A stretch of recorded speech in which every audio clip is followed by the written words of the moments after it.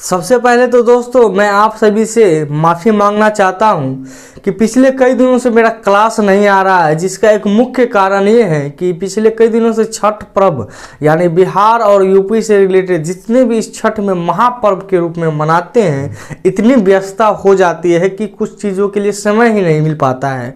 इसी की वजह से मेरा क्लास नहीं आ रहा था। आज से हम रेगुलर क्लास करेंगे और एक एक चीज़ को कंसीडर करते हुए हर चीज़ को आगे बढ़ेंगे।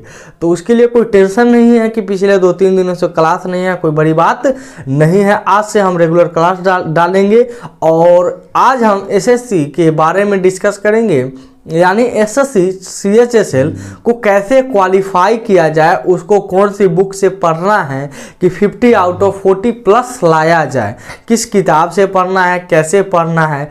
तो आज इंग्लिश के बारे में हम लोग डिटेल से समझने का प्रयत्न करेंगे। तो चलिए स्टार्ट करते हैं। मैं सनीदेव आप सभी के अपने यूट्यूब चैनल मैथ मस्ती में स्वागत करता हूं। तो आइए हम लोग समझेंगे कि आखिर एसएससी में होता क्या है, इसको तैयारी। सबसे पहले तो समझ लीजिए कि सिलेबस होता क्या है। कि अगर बात की जाए इंग्लिश सेक्शन की, हम अगर बात करते हैं इंग्लिश सेक्शन की, यानी कि इंग्लिश जो पूछा जाएगा आपके एसएससी सीएचएसएल में वो किस तरीका से होगा। और ये सिर्फ एसएससी का ही सिलेबस नहीं है, भले ही हम सिलेबस एसएससी का बता रहे हैं, हम यहाँ हैशटैग लिख भी देते हैं कि ये एसएससी का भले ही हो, मगर अगर एक बार इसको पढ़ते चलते हैं तो हर एग्जाम आपका क्लियर हो जाता है। क्योंकि एसएससी का हर तरीका से प्रीवियस ईयर हर बार रिपीटेड होता है, तो उन सभी चीज़ को समझते हैं। सबसे पहले हम समझने का प्रयत्न करेंगे इसमें वोकैबुलरी का।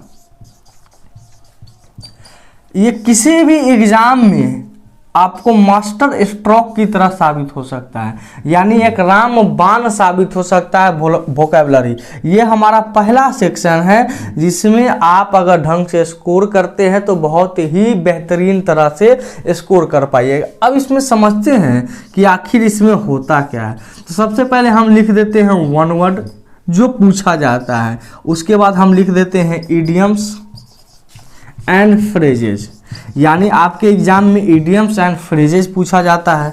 तीसरा नंबर हम लिख देते हैं साइनोनिम्स, जिसको सिनोनिम्स भी आप कहते हैं। चौथा हम लिख देते हैं एंटोनिम्स, और एक और पूछा जाता है आपका स्पेलिंग टेस्ट। स्पेलिंग टेस्ट यहाँ से आपका ये 5 ही ऐसा मुख्य चैप्टर है या 5 ही ऐसा मुख्य टॉपिक है जिससे आपके एग्जाम में कंफ्यूजन क्रिएट होता है। आपका अगर मान के चलिए 25 क्वेश्चन के लिए आप तैयारी कर रहे हैं, क्योंकि एसएससी का अगर हम पीटी की बात करें यानी पहले एग्जाम की बात करें तो उसमें 25 क्वेश्चन होता है, और ये 25 क्वेश्चन आपका 50 मार्क्स का होता है। यानी इसी में आपको 40 प्लस कैसे स्कोर करना है, हम उन सभी को इस वीडियो में डिस्कस करेंगे। तो सबसे पहले समझ लेते हैं वन वर्ड जो आपका पूछा जाएगा वो 2 क्वेश्चन होता है, यानी कि 4 नंबर का। इडियम्स एंड फ्रेज का भी वही हाल है, 2 क्वेश्चन और 4 नंबर का। सिनोनिम्स की भी वही बात है, 2 क्वेश्चन और 4 नंबर का। एंटोनिम्स की भी वही बात है, और स्पेलिंग टेस्ट भी वही होता है। यानी अगर ये टोटल सेक्शन वोकैबुलरी की देखा जाए तो ये 10 गो तो मेन पूछा जाता है कि ये रहेगा ही रहेगा, और 2 गो और आपको पूछ लेगा, पैसेज में पूछ लिया जाता है। अगर मान के चलिए बालक, अगर पैसेज आपका 5 नंबर का पूछा, ये दूसरा सेक्शन हम लिख देते हैं कि अगर पैसेज बालक 5 नंबर का पैसेज पूछा तो उसमें आपको ध्यान रखना होगा कि 2 नंबर के करीब आपका वर्ड से पूछ देता है, यानी कि 2 नंबर वोकैबुलरी से पूछ लिया जाएगा। अगर इसका मतलब समझने का प्रयास करिएगा तो 25 क्वेश्चन में 12 या 13 क्वेश्चन वोकैबुलरी सेक्शन होता है, और जो तीसरा महत्वपूर्ण सेक्शन होता है वो होता है ग्रामर। बाकी जो बच गया आपका सेक्शन यानी जो नंबर वो 10 और 12 के करीब, तो समझ सकते हैं आप ग्रामर से इसको उठा लिया जाएगा। कुछ कॉमन एरर भी पूछ सकता है, फिल इन द ब्लैंक्स करके भी पूछा जा सकता है। तो वो उसका मन है कि कैसे पूछेगा, किसी भी रूप में वो fill in the blanks underline करके पूछ देगा, तो ये ग्रामर की बात होगा। पहले हम लोग वोकैबुलरी को कंसीडर करना सीखेंगे कि आखिर इसमें होता क्या है, तैयारी किस लेवल से की जाए। तो देखिएगा, हम एक बात बताना आपको चाहते हैं, अगर उस तरीका से आप पढ़िएगा ना तो सारा वोकैबुलरी आपको याद हो जाएगा। सबसे पहला तो ध्यान रखिएगा, वन वर्ड आपको पढ़ना है। वन वर्ड और इडियम्स एंड फ्रेजेस, ये दो चीज ऐसा होता है जिसमें आप 2 का 2 क्वेश्चन सही कर सकते हैं, ज्यादा दिमाग न लगाए हुए। जबकि साइनो एंटो ऐसा सेक्शन है कि आप कितना भी पढ़ लेते हैं, हर बार कंफ्यूजन रहेगा। अगर थोड़ा भी सिलेबस में क्वेश्चन में इधर उधर उलट फेर किया तो आप मात खा सकते हैं, मगर वन वर्ड और इडियम्स एंड फ्रेजेस में आप किसी भी एग्जाम हो उसमें मात नहीं खा सकते, उसमें ज्यादा उलट फेर का संभावना नहीं बनता है। तो हम सजेस्ट आपको करेंगे कि बालक आप वन वर्ड पर फोकस ज्यादा करिए। अगर वन वर्ड सब्स्टिट्यूशन यानी कि अनेक शब्दों के एक शब्द के बारे में आप डिस्कस बढ़िया से अपने आप में किए हुए रहिएगा। हम डिस्कस शब्द का इस्तेमाल कर रहे हैं, इसका मतलब अपने आप से डिस्कस करते रहना है वन वर्ड सब्स्टिट्यूशन, और पढ़ने का जो तरीका होगा वो सब अभी हम डिस्कस करेंगे। तो अगर वन वर्ड सब्स्टिट्यूशन को आप कवर कर लेते हैं तो ऑटोमेटिक आपका साइनो कवर हो जाता है और ऑटोमेटिक एंटोनिम्स कवर हो जाता है। क्योंकि अगर वन वर्ड है तो साइनो भी है, एंटो भी है, क्योंकि वर्ड तो सेम ही रहता है। उसको कैसे पढ़ना है बताएंगे। और स्पेलिंग टेस्ट, जब आपका वन वर्ड सही हो जाएगा, साइनो सही हो जाएगा, एंटो सही हो जाएगा, तो स्पेलिंग टेस्ट ऑटोमेटिक सही हो जाता है। और उसके बाद इडियम्स एंड फ्रेज। और एक ध्यान रखिएगा, इडियम्स एंड फ्रेजेस को यानी लोकोक्ति और मुहावरा को कभी भी रटना नहीं है बाले, क्योंकि आप रटिएगा भूल जाइएगा। उसको समझना है। इडियम्स का ना हर सेंस उसके क्वेश्चन में ही छुपा रहता है, याद रखिएगा। उसका जो सेंस होता है यानी कि जो आपका आंसर होता है वो उसके क्वेश्चन में ही छुपा रहता है, इस बात को ध्यान रखिएगा। अब पैसेज को कैसे कवर किया जाए, ग्रामर को कैसे कवर किया जाए, उन सभी को समझने का। देखिए, पैसेज का कोई पढ़ाई नहीं है, ग्रामर का भी कोई पढ़ाई नहीं है। अगर मेन बात देखा जाए, ये दोनों प्रैक्टिस है। ग्रामर का आप एक सेक्शन यानी मान के चलिए पार्ट्स ऑफ स्पीच पढ़ रहे हैं, सब्जेक्ट वर्ब एग्रीमेंट पढ़ रहे हैं, तो सब्जेक्ट वर्ब एग्रीमेंट एक बार पढ़ लीजिए और उसको फिर कभी नहीं पढ़िए। मान के चलिए कोई रूल भी आप भूल जाते हैं तो उसको फिर से नहीं पढ़िए, बस आप प्रैक्टिस करिए। एग्जाम जो सेट देते हैं, मॉक टेस्ट देते हैं या प्रीवियस ईयर लगाते हो, तो उसमें आपको क्वेश्चन उस टाइप से सेट किया हुआ रहता है कि हर चीज कवर हो जाएगा। अब पढ़ना किस बुक से है, तैयारी किस लेवल से करना है, ताकि आपका हर चीज कवर हो, उसको समझने का प्रयास करिएगा। अगर मेनली देखा जाए तो यही आपका सिलेबस था और यही आपके एग्जाम में पीटी के लेवल में पूछा जाता है। और भी अगर डिफिकल्टी लेवल मान के चलिए आप डिफेंस लेवल का तैयारी करते हो तो उसमें भी ये सब सारे चीज कवर रहते हैं और इतना से ही क्वेश्चन पूछा जाता है। हाँ, थोड़ा सा बैंकिंग का सिलेबस अलग होता है, तो हम बैंकिंग का सिलेबस में अभी नहीं डिस्कस कर रहे हैं। जो भी छात्र अगर बैंक की तैयारी कर रहे होंगे तो कमेंट में आप कमेंट करिएगा कि हाँ सर हम बैंक के बारे में भी बताइए, तो हम फिर एक और क्लास लाएंगे, उसमें बैंक के डिटेल से डिस्कस करेंगे।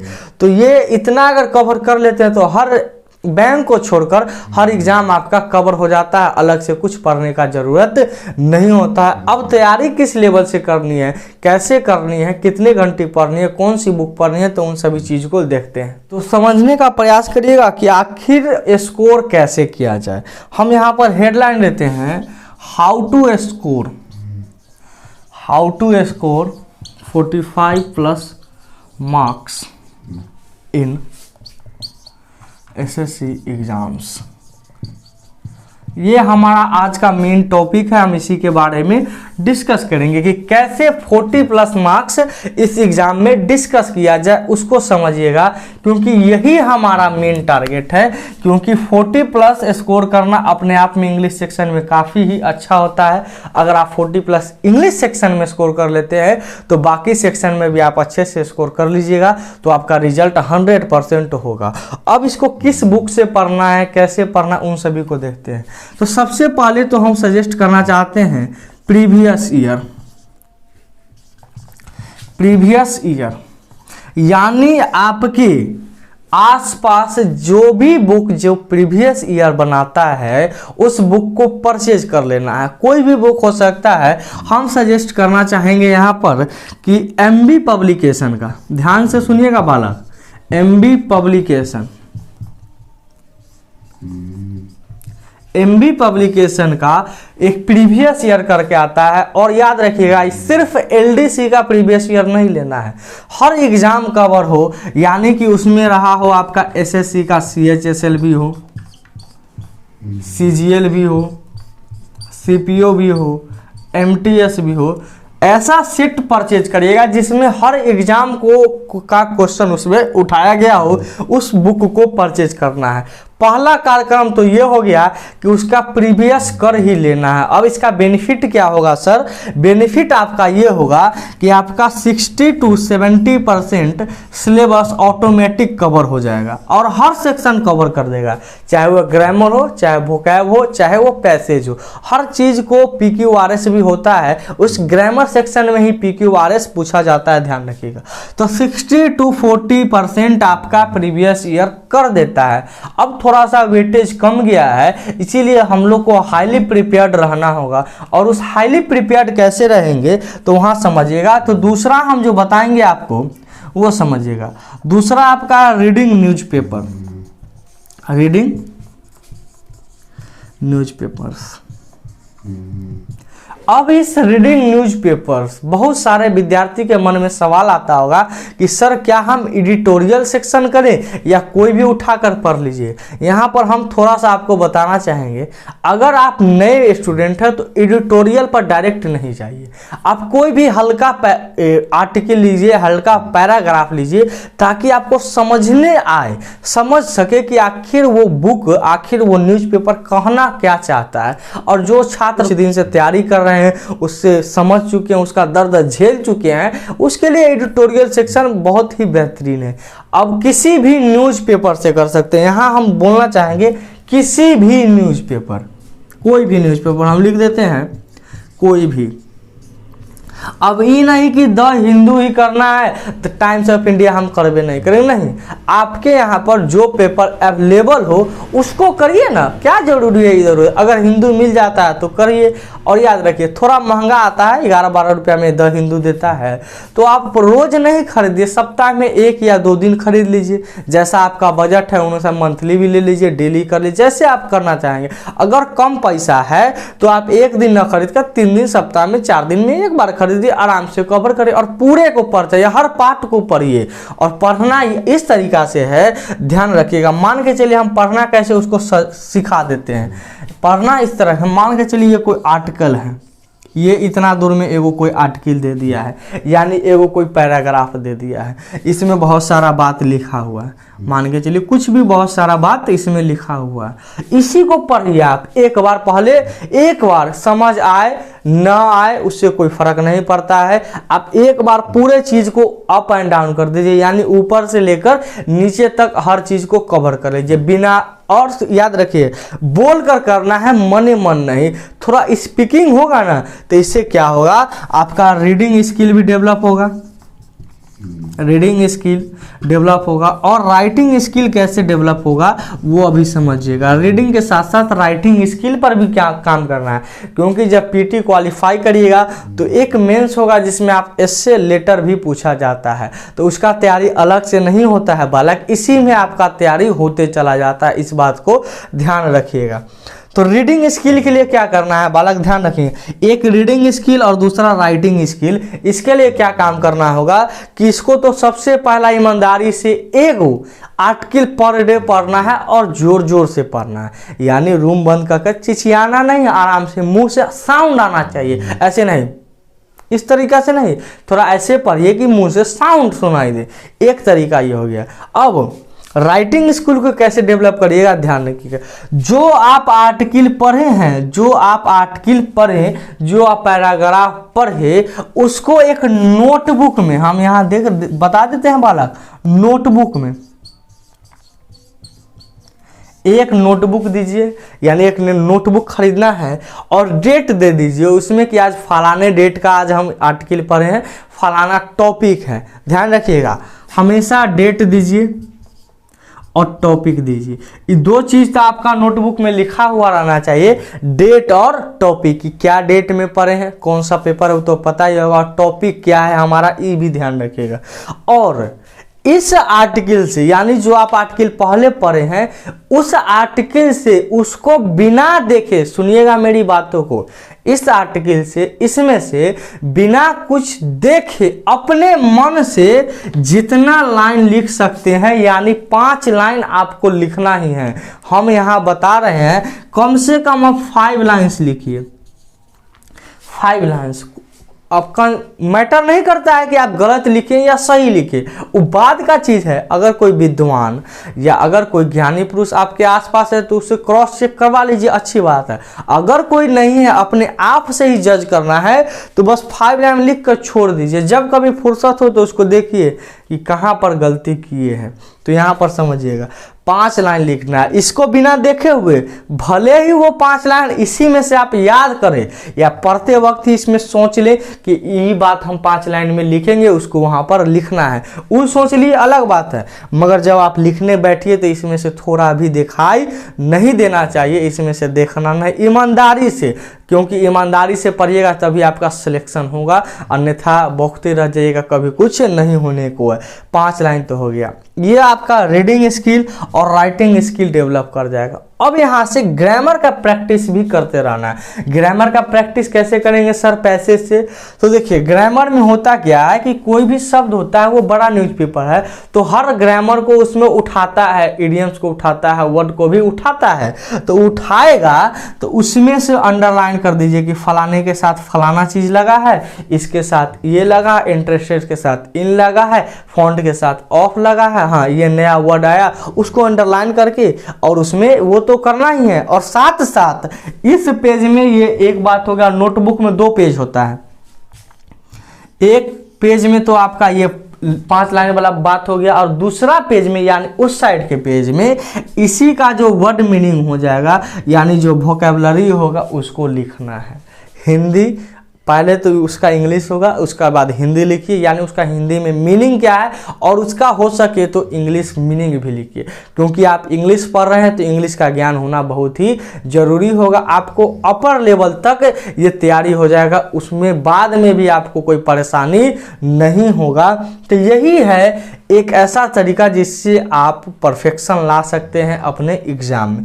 बाकी ग्रामर सेक्शन हो, एक बार किसी भी बुक के, अब बहुत सारा डाउट आएगा कि सर ग्रामर के लिए कोई भी बुक खरीद सकते हैं, तो किसी भी राइटर का आप खरीद सकते हैं, कोई फर्क नहीं पड़ेगा, इस बात को ध्यान रखिए। मेरा बुक भी हो सकता है अगले साल या उससे अगले साल आ जाएगा, इस बात को ध्यान रखिएगा। बुक आएगा ये हमेशा माइंड में होना चाहिए। बुक पर अभी काम चल रहा है, उसको लिखा जा रहा है, तो वो बुक आएगा। वर्तमान के लिए आप ये करिए, किसी भी राइटर का जो अच्छा खासा मार्केट में उसका नाम हो, हम नाम नहीं लेना चाहेंगे क्योंकि अगर एक राइटर का नाम लेगा तो दूसरे का बेइज्जती हो जाएगा, इसीलिए किसी भी राइटर का हम नाम सजेस्ट नहीं करेंगे। सभी राइटर आपके मन में जितना आ रहा है सब सही है, जो मार्केट में ज़्यादा नाम उसका आप परचेज कर लीजिए, कोई लगभग 300-400 के करीब एवरेज बुक होता है, तो यहाँ से किसी भी राइटर का खरीद कर कवर हो जाएगा। ये ग्रामर सेक्शन और वोकैबुलरी उसमें तो होगा, उसके वोकैबुलरी पर कभी डिपेंड नहीं रहिएगा बालक। आप किसी भी राइटर का खरीदिए, उस पर डिपेंड होना ही नहीं है कि यह है ओकरा बात पढ़ना ही नहीं, आपको न्यूज़पेपर भी पढ़ना है, ये बात को ध्यान रखिए। तो यहाँ से निकल के 3 बात आया कि तीनों चीज़ होना क्या चाहिए। तो सबसे पहले एमबी पब्लिकेशन हम लिख देते हैं बुक का अंतिम में, एमबी पब्लिकेशन का प्रीवियस ईयर, किसी भी एक राइटर का आप ग्रामर का बुक, उसके बाद न्यूज़पेपर। ये 3 चीज़ है आपको पढ़ना, 3 चीज़ पढ़ना ही पढ़ना है आपका 40+ स्कोर करने के लिए, इस बात को ध्यान रखें। अगर 40+ जाना है तो इतना करना है। जब आप एमबी पब्लिकेशन का प्रीवियस ईयर करिएगा तो उसमें वोकैबुलरी के साथ साथ ग्रामर भी आपका अच्छा तरीका से होता है। अब पढ़ना कितना घंटा है उसको ध्यान रखिए। तो आप इंग्लिश सेक्शन को 2 या 3 घंटा दे सकते हैं, हम यहाँ लिख देते हैं 2 से 3 घंटा आपको देना। ज़्यादा माथापच्ची करने से कभी आपका हाईलाइट नहीं होएगा, कभी ज़्यादा सीख नहीं पाइएगा। कम पढ़िए, अच्छा से पढ़िए, ध्यान रखिएगा। अब इसमें से 1 घंटा हम यहाँ लिख देते हैं, 1 घंटा आपको ग्रामर पढ़ना है, यानी 1 घंटा आपको ग्रामर का सेक्शन देना है और 1 या 2 घंटा वोकैबुलरी को। चलिए हम यहाँ लिख देते हैं 1 घंटा आपका वोकैब को हो गया और 1 घंटा आपका न्यूज़पेपर हो गया। न्यूज़पेपर हो गया। ये 3 घंटा अगर आप सही से देते हैं, 2.5 या 3 घंटा, आप न्यूज़पेपर को ½ घंटा भी कर सकते हैं शुरुआती दौर में, कोई दिक्कत नहीं है। अगर नए हैं तो आधा घंटा भी पढ़ लीजिए, काम आपका हो जाएगा। और 2.5 से 3 घंटा अगर आप इंग्लिश सेक्शन को देते हैं तो आपके टक्कर में कोई नहीं है, इस बात को ध्यान रखिएगा। काफ़ी है, उतना तैयारी एकदम सफिशिएंट है हर एग्ज़ाम को क्वालिफाई करने के लिए, इस बात को ध्यान रखिएगा। अगर कोई डाउट आपके मन में आया हो तो कमेंट करके पूछिएगा, उसका रिप्लाई दिया जाएगा। मिलते हैं हम लोग नेक्स्ट वीडियो में। यहाँ तक उम्मीद है बहुत ही खूबसूरती के साथ समझ में आएगा। तब तक के लिए इस चैनल के साथ बने रहिए, मुस्कुराते रहिए और एकदम फाड़ देना है, जिला टॉप कर देना है। धन्यवाद।